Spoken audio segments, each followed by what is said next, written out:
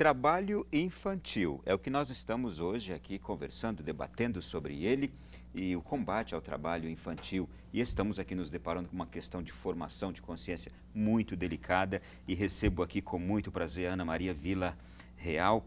Ela é procuradora do trabalho. Recebo aqui também o Coraci Coelho, coordenador do Fórum de Prevenção e Erradicação do Trabalho Infantil no Distrito Federal.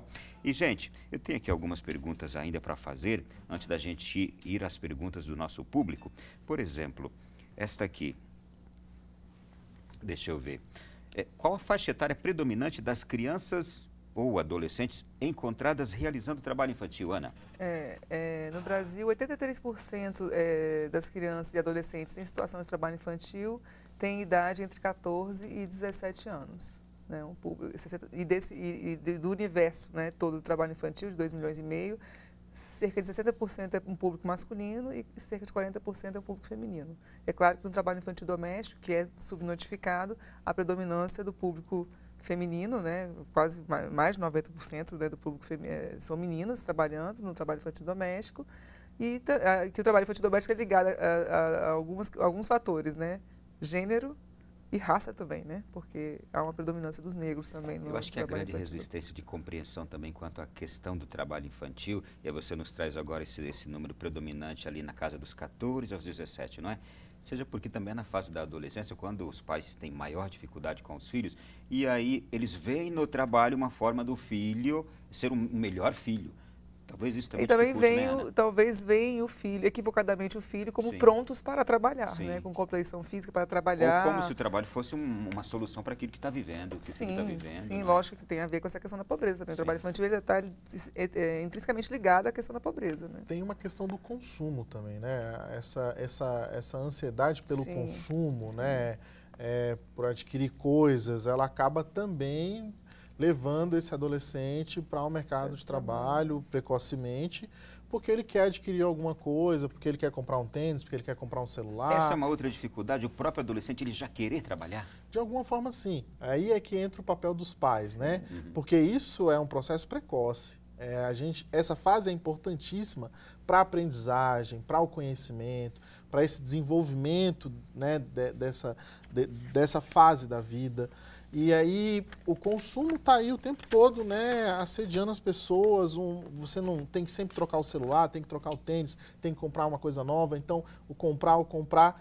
E uma criança e uma adolescente, por isso que tem uma discussão, inclusive, em relação à propaganda para criança e adolescente, Sim, né? tem. Porque a criança, inclusive, alguns estudos falam que ela não consegue diferenciar a realidade da fantasia. Então, essa mistura de mundos, essa compreensão de responsabilidades e de que fase, e o que é importante nessa fase, é um papel dos pais no processo de educação dos filhos repassar.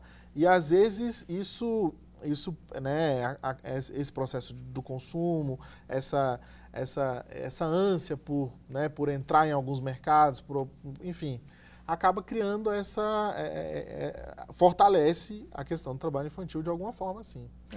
Me digam, por favor, como é feito hoje o trabalho de fiscalização, quais os instrumentos de combate ao trabalho infantil que vocês têm para trabalhar e a fiscalização, de que forma que é feita? Então, quando é uma relação de emprego, quando são detectado o trabalho infantil em estabelecimentos, né, estabelecimentos empresariais, a fiscalização do trabalho, o Ministério do Trabalho, por intermédio da Superintendência Regional do Trabalho, ele fiscaliza, ele afasta, né, o adolescente daquele estabelecimento. Existem outras situações informais em que há a abordagem do conselheiro tutelar, da própria assistência, da equipe da assistência social, no sentido de providenciar, de tentar entender o contexto familiar, né, em que está inserida aquela criança, aquele adolescente, e fornecer benefícios de renda, ou atividades de contraturno escolar, ou a própria inserção do menino, que muitas vezes não está estudando, né, na escola. Né? Então, esse é o papel mais do conselheiro tutelar, que requisita serviços, né, dos equipamentos,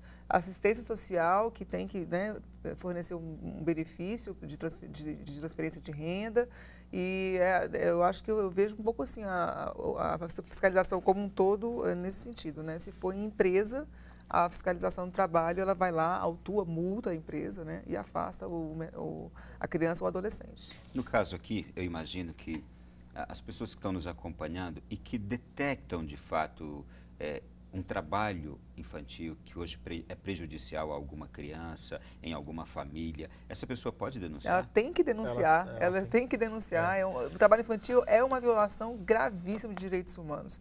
Tem que denunciar. Então, canais de denúncia tem o Disque 100, né, que é da Secretaria de Direitos Humanos, temos o Conselho Tutelar Local, temos até CRAS, temos a Promotoria da Infância, temos a própria Justiça do Trabalho, o Ministério Público do Trabalho, temos a Superintendência Regional do Trabalho. Então, tem vários lugares em que essa violação de direitos pode ser denunciada. Olha, eu tenho algumas perguntas aqui. Por exemplo, a gente vai mais uma vez aqui se deparar com situações muito corriqueiras no nosso dia a dia. Tem um pai aqui perguntando se um filho ajudá-lo na marcenaria, com 16 anos, se é caracterizado trabalho infantil. Tem outra pessoa perguntando aqui, olha, uma mãe que pede para o filho vender pastel ou sacolé, também não é? O tema é bom, deveras, muito importante. A criança, sabemos que é um ser em formação, razão pela qual são reservados a ela direitos especiais. Agora temos visto ao longo dos anos muita divulgação pelos órgãos fiscalizadores sobre a proibição do trabalho infantil, mas pouca ação. Talvez falta de recursos por deficiência de pessoal. A minha pergunta é o seguinte, o que está sendo feito de fato para a erradicação desse trabalho, já que parece que o trabalho infantil está cada vez mais intenso, nas mais variadas formas, salvo um melhor entendimento? Parabéns, ótimo programa. José Gentil, de Barra Mansa, no Rio. Então, respondendo um pouquinho a pergunta do José Gentil, é um trabalho árduo, né? O trabalho infantil, o combate ao trabalho infantil é um trabalho árduo que requer a soma de esforços, né? de várias frentes, né? Tanto da Secretaria, no caso do Distrito Federal, que tem uma Secretaria de Política para a Criança, Assistência Social, Ministério Público do Trabalho, o próprio Fórum de Prevenção e Erradicação do Trabalho Infantil, é uma luta conjunta. Nós temos alguns instrumentos, afora da transferência de benefícios de renda, benefícios de transferência de renda, desculpa, a gente tem alguns outros mecanismos de prevenção e combate ao trabalho infantil. Por exemplo, a partir dos 14 anos, foi detectado um menino em situação de trabalho infantil. Esse menino ele pode, por exemplo, migrar para um programa de aprendizagem profissional, porque as empresas elas têm cotas de aprendizagem para cumprir, né?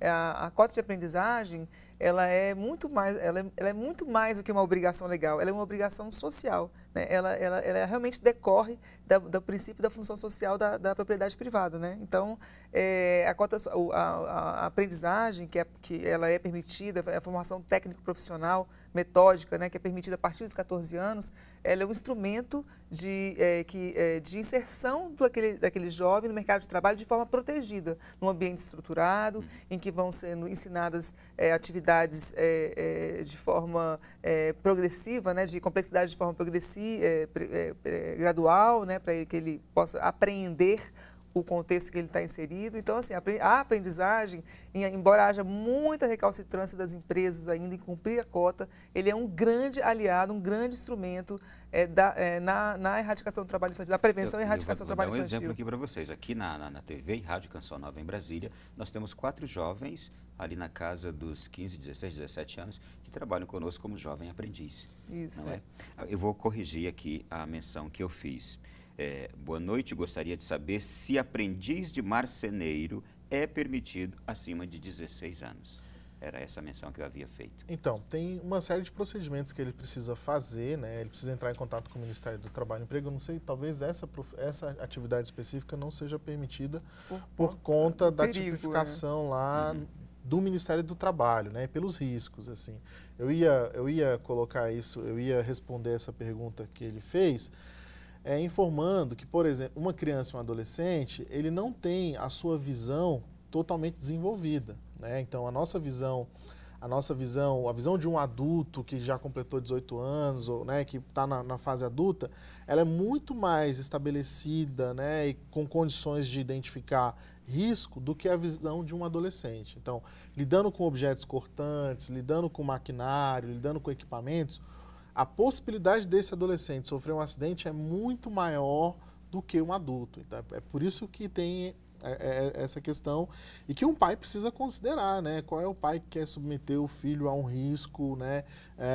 Essa dinâmica da proteção. Além disso, tem a inalação da poeira, né? Que decorrente da atividade de serrar, né? A madeira, de né? lixar, de serrar. Eu vou trazer aqui provavelmente uma última questão que realmente é um drama hoje no nosso país, que é justamente isso aqui. Sou Marcos, de Goiás.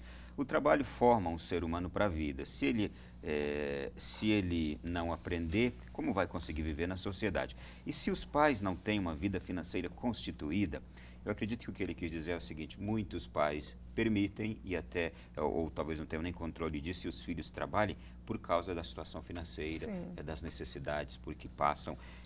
Também isso se torna um obstáculo neste trabalho, né, de vocês. Acaba acontecendo um processo inverso, porque a não condição dos pais, o problema do Estado de não dar condição para essa família, acaba sobrando, ficando na conta da criança e do adolescente. É ele que vai pagar essa conta, que é uma conta pesada, né? Porque o Estado devia dar condições para todas as famílias poderem criar seus filhos, né? É um equívoco esse entendimento e ele acaba assumindo precocemente uma responsabilidade.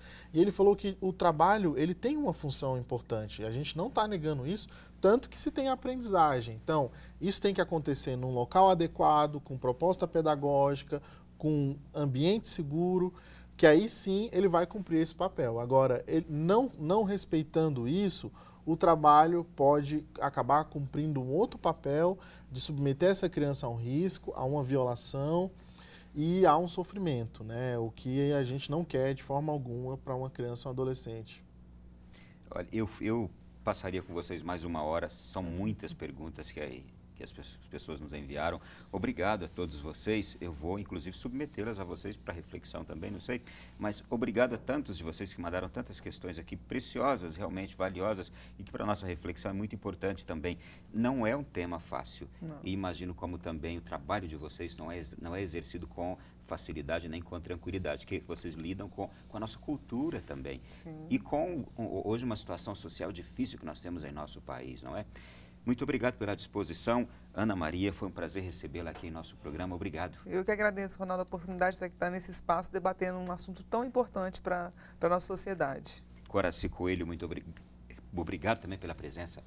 Eu também agradeço e acho que é esse o desafio, né, da gente estar mudando, da gente estar transformando, da gente de alguma forma não se conformar com aquelas coisas que tem aí o seu risco, que tem a sua questão e a gente construir uma sociedade melhor, né? E é importante a gente constatar que instrumentos e legislação existe para que as coisas funcionem bem em nosso país. Os obstáculos também existem, são muitíssimos. E uma forma da gente diminuir o tamanho dos obstáculos para que a legislação funcione e que funcionários públicos como eles exerçam o seu trabalho, nos conscientizando, nos ajudando a viver melhor hoje e amanhã também, para que tudo isso ocorra, é que a gente precisa levar muito a sério este ano de 2018. Tem eleições. Quem nós colocarmos neste Congresso Nacional, nesta Presidência da República, câmaras estaduais e governadores estaduais, quem a gente colocar ali pode tornar este país um pouquinho melhor. Então, votar pela limpeza neste país.